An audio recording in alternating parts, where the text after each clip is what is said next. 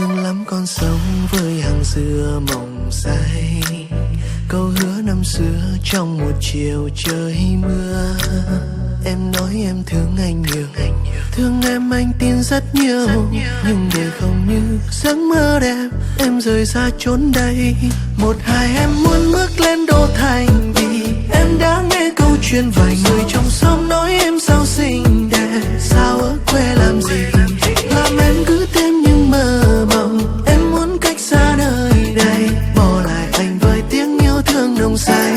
Anh đã chạy theo đến tàn kiệt ngày em hành trang bước đi. Mặt hồ phản chiếu bóng người, nhưng cũng muốn em ơi ở lại. Sẽ không còn những cánh diều, nhưng buổi chiều tung tăng với mây.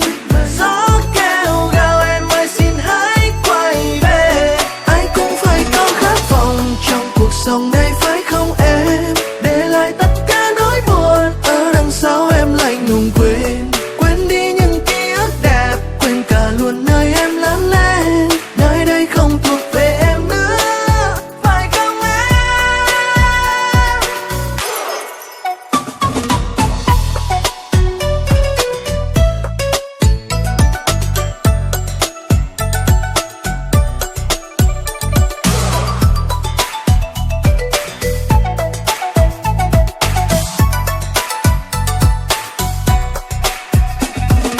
Thấm thoát đã 3 năm, đi đâu mà xa xăm. Tin em về thăm quê ra mắt ai với mẹ cha em.